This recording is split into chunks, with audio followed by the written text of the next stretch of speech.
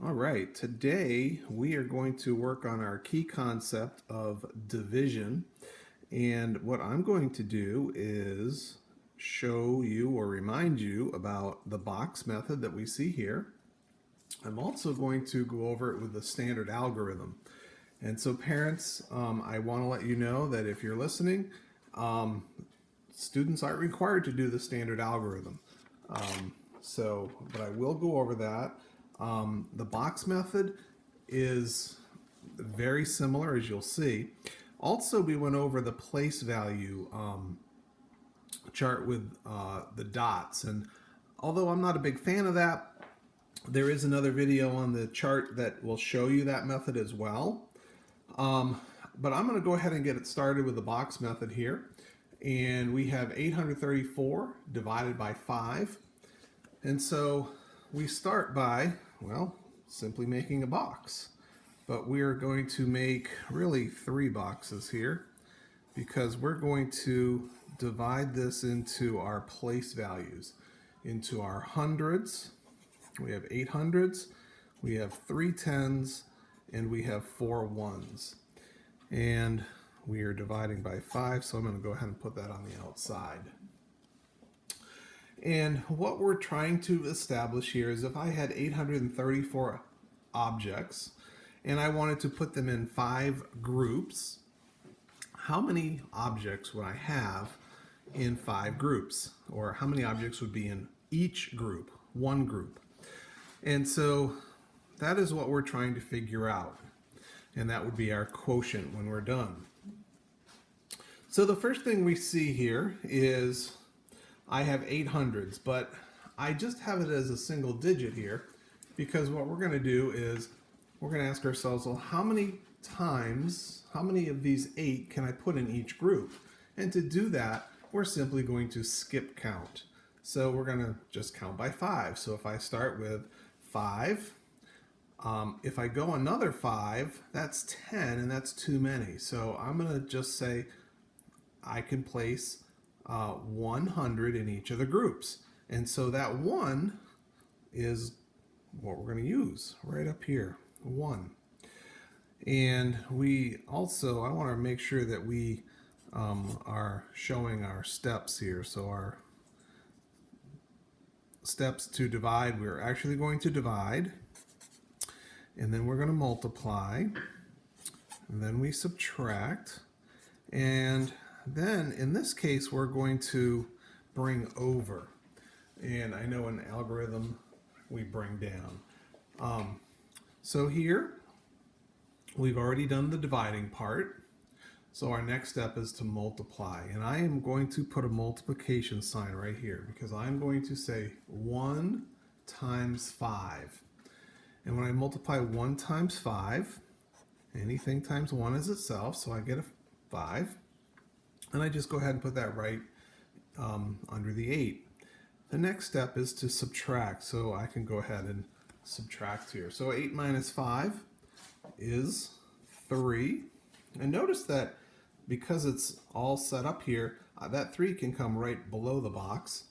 And now our fourth step is to bring over. Now we have 300s left over, which is the same as 30 tens.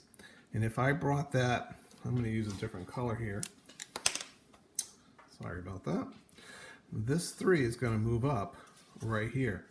So now I have 300s, which is 30 tens, but I already have 3 tens.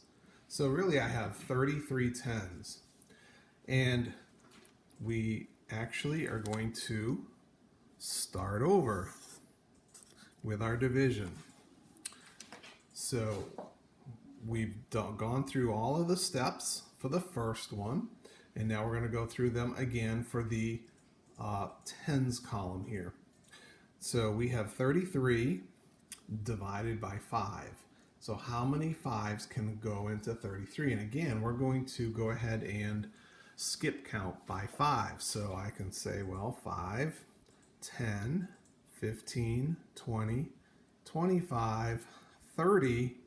If I went one more, that would be 35, which I only have 33. So can't do that. So I've got 6. So I'm going to place a 6 up here. That's my division part. Now the multiplication, I'm going to go ahead and do 6 times 5. And 6 times 5, since we know, hopefully we know our basic multiplication facts. And 6 times 5 is 30. It's very helpful also to have a multiplication table right beside you so that you can use that when you are dividing if you're not familiar with the multiplication table. So we have 6 times 5 is 30. We've done our multiplication. Next step would be to subtract. So 33 minus 30, I'm going to go ahead and go 3 minus 0 is 3. 3 minus 3 is 0, so I really don't need to do anything there. Next step, after subtract, is to bring over. This 3 is going to come over here. That's 3 tens, which is the same as 30 ones. But I already had 4 ones, so now I have 34 ones. So the next step again is to go back and start through our list one more time. So 5 goes into 34. If I had 34 objects and I put them into 5 groups, how many would each group get? And again, we're going to go ahead and skip count by 5s. So we're going to go 5, 10, 15, 20, 25, 30. 35 is too many because I only have 34. So again, I only have 6 here. So another 6.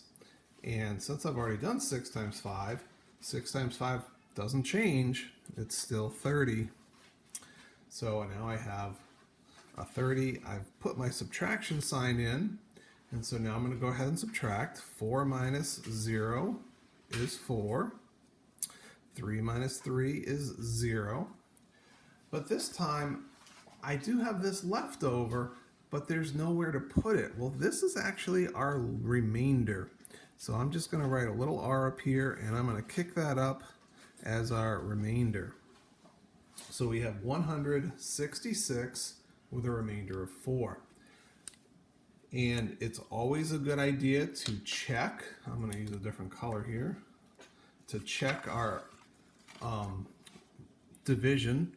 And to check it, we're simply going to multiply. We're going to take our quotient. We're going to come back to the remainder here in a moment, but we're going to multiply the 166 times 5. And so we have 5 times 6 is 30. So I put the 0 down. I'm going to carry the 3. 5 times 6 is 30. Plus the 3 is 33. And again, put a 3 down, carry the 3. 5 times 1 is 5. Plus 3 is 8.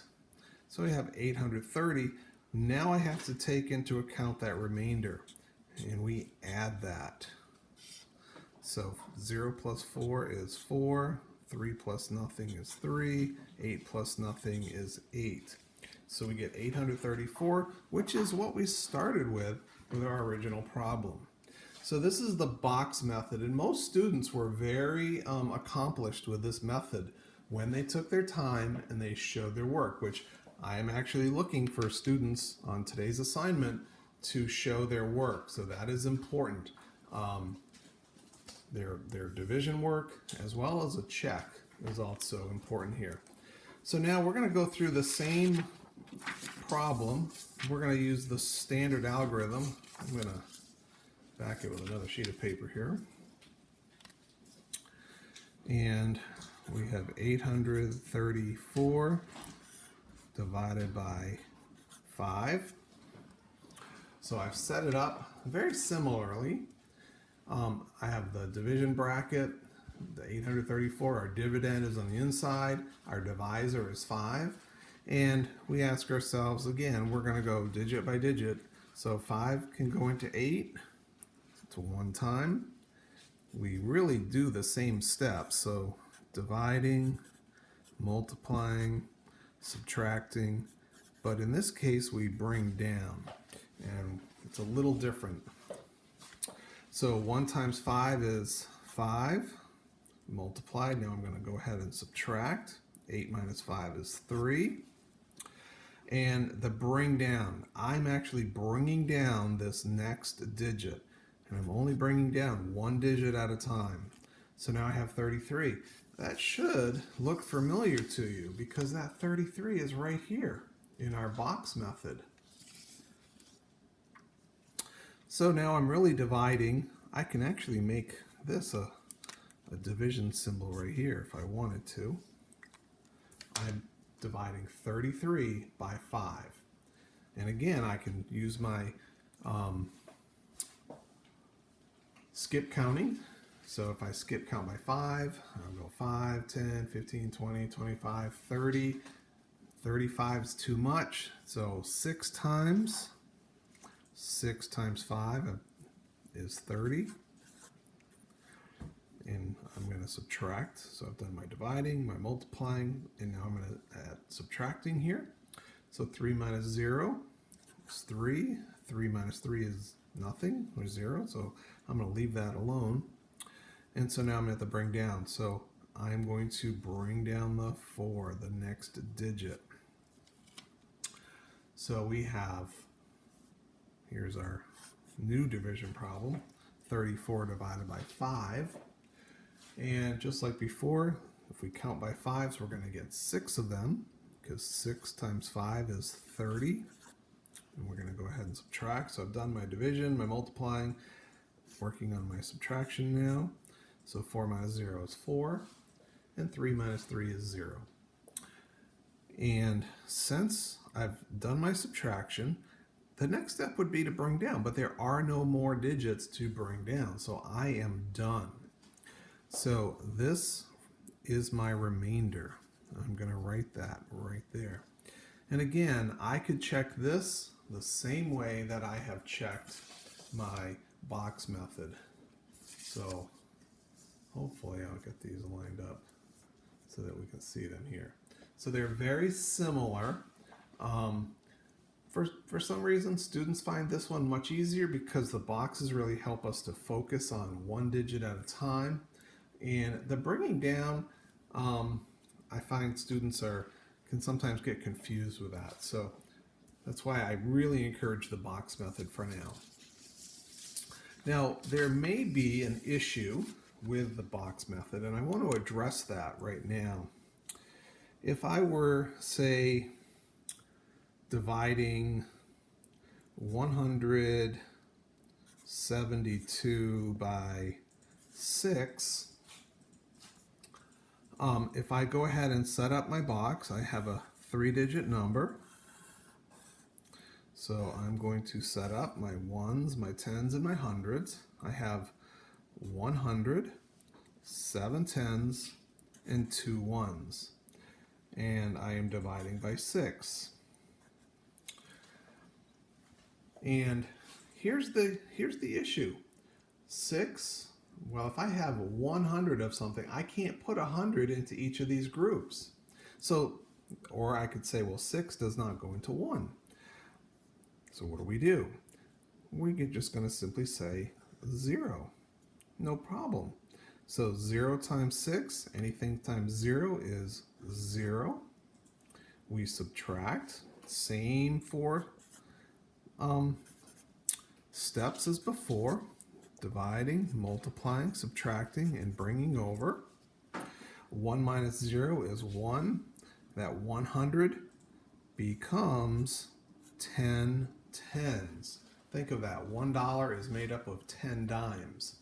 So 100 is 10 dimes or 10 tens. So now I can go 6 into 17 and I could skip count by 6. 6, 12, 18 is too much, so I can only go in twice. So I'm going to go ahead and put a 2. That's my division. My multiplying is 2 times 6 is 12. Subtracting, 7 minus 2 is 5. 1 minus 1 is nothing. Next step, bring over. And that 5 is going to go right here. and then 6 into 52. So again, this is where that multiplication chart comes in real handy if you have it nearby. Or you can skip count. We can say 6, 12, 18, 24, 30, 36, 42, 48, 54. Oh, 54 is too much, so I'm going to take that one back. So I'm done 8 times here. So that 8 will come up here. 8 times 6 is 48. Subtract 2 minus 8. I can't do this, so I have to borrow. So I'm going to take that 110 and make it into 10 ones. But I already have 2. So 12 ones minus 8 ones is 4 ones. And 4 minus 4 is nothing. So we have our remainder of 4. So I'm not going to take the time to go ahead and check this one right now, but I really wanted to point out if you can't go into that first digit, you can always put a 0, multiply, and then move on. So, box method, standard algorithm, and if you encounter you can't go into a digit, you just use a 0, no problem there. So, today's lesson you have there are 2 different problem sets that you're going to work on. They each have 4 problems. And what you're going to do is you're going to show your work on a sheet of paper, take a picture of it and upload it. And so I will be looking for your work as well as a correct answer. All right. And again, if you have any questions, feel free to email me or tag me in your reply. All right. Have a good day.